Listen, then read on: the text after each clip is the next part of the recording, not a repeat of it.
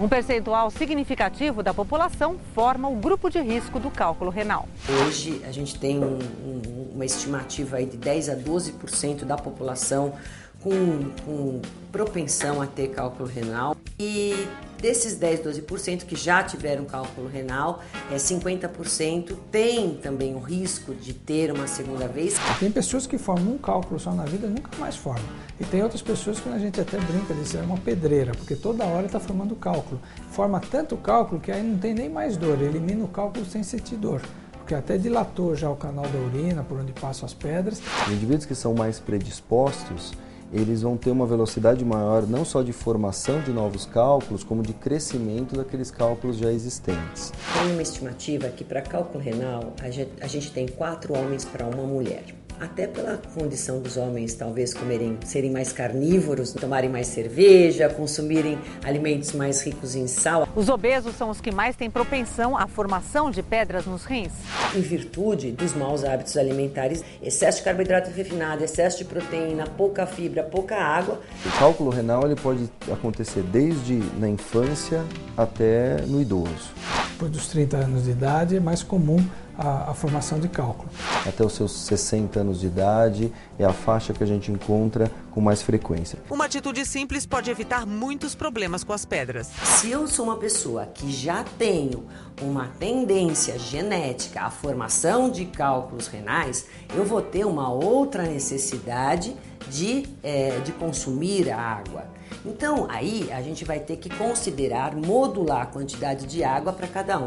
Aquela história de 2 litros de água para todo mundo não é bem verdade. É que, em linhas gerais, como a gente sabe que a população brasileira já consome bem menos de 1 litro, a grande parte, e tem algumas pessoas que não sabem o que é gosto de água, então a gente dá uns 2 litros sempre, como uma média. A desidratação, ou seja, a pouca ingesta de líquido, é uma das principais causas do indivíduo formar pedra. A prevenção é muito importante. A dieta com pouco sal e pouca proteína previne a formação de cálculos também. Vai aumentar a quantidade de alimentos ricos em fibras. Porque as fibras também ajudam a não ter essa formação de cálculo renal. As folhas verdes, os legumes e as frutas, de maneira geral, também são benéficas. Ajudam a evitar a formação das pedras. Hoje se fala bastante de suco de laranja e suco de limão, que são sucos cítricos. Sendo cítricos, eles contêm uma substância que se chama citrato. O citrato é uma substância que nós temos na urina e serve como um protetor da formação de pedra. Os isotônicos enquadram-se no mesmo grupo de cerveja e refrigerante. Esses isotônicos, alguns deles contêm uma grande quantidade de sódio, contém uma grande quantidade de outras substâncias que estão envolvidas na formação de pedra. Então, se for um indivíduo que já tem essa predisposição, o ideal é você pedir para que ele não exagere muito nesse tipo de líquido. É importante também estar atento aos avisos que o próprio corpo nos dá. Então, a urina muito amarela é um sinal de que o indivíduo tem que se hidratar, porque ele aumenta a sua predisposição ou a formar pedra, ou se ele já for um portador de pedra, essas pedras aumentarem de tamanho. Nas pessoas com suspeita de cálculo e que você precisa identificar se tem alguma causa passível de tratamento para evitar a formação dos cálculos. É interessante que você faça uma avaliação metabólica. O que é essa avaliação metabólica? São alguns exames de sangue e de urina, onde você vai tentar mapear o indivíduo do ponto de vista de qual é a concentração de cálcio, de sódio, de ácido úrico, não só no sangue, mas também na urina. Se a pessoa tem ácido úrico elevado, tem que tratar o ácido úrico para evitar a formação de cálculo. Se a pessoa tem algum desvio no metabolismo do cálcio, isso facilita a formação de cálculos. Existem pessoas que, apesar de terem pedra no rim, não apresentam alterações na avaliação metabólica. Encontra cálcio, sódio, ácido úrico, tudo dentro da normalidade. Então aí esse indivíduo te questiona, mas por que eu formo pedra então? Aí a gente volta lá atrás, na hereditariedade, na predisposição e causas eventualmente dietéticas. Basicamente, o clínico consiste em orientar o paciente a tomar muita água, diminuir consideravelmente o consumo de carne vermelha e fazer a avaliação metabólica. O indivíduo tem uma pedra pequena eu digo 5 milímetros, dentro do rim, completamente assintomático, essa pedra não está trazendo nenhuma repercussão, esse indivíduo pode ser tratado clinicamente.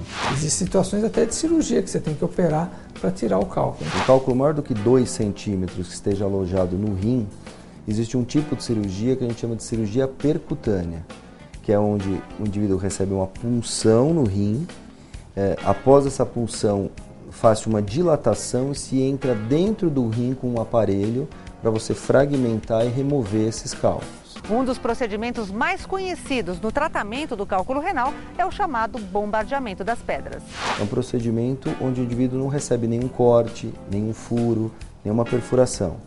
Essa pedra, através de um equipamento, ela é bombardeada para que ela se transforme em fragmentos menores que sejam passíveis de serem eliminados espontaneamente. Atualmente, a cirurgia convencional, aquela que precisa fazer corte com bisturi, corresponde apenas a 3% dos casos de remoção da pedra. Utilizando as fibras ópticas, as câmeras, os endoscópios, você resolve a grande maioria dos casos dessa forma que a gente chama minimamente invasiva. Estima-se que apenas 2 a 3% dos casos de pedra você vai necessitar cortar. As modernas técnicas cirúrgicas permitem recuperação mais rápida do paciente. O popular bombardeio, isso é um procedimento ambulatorial. O indivíduo faz e vai embora para casa no mesmo dia. Um procedimento endoscópico, onde você entra com o aparelho dentro do ureter e remove esse cálculo. Esse paciente pode ir embora muitas vezes no mesmo dia ou, no máximo, no dia seguinte. A cirurgia percutânea, que é a cirurgia de punção no rim, essa sim tem uma recuperação hospitalar um pouquinho mais demorada e o paciente fica internado ao redor de 3 dias. Na cirurgia convencional, o pós-operatório é mais doloroso e demorado. O maior problema não é o tempo de internação, é o tempo de recuperação domiciliar. O indivíduo demora mais para retornar às suas atividades.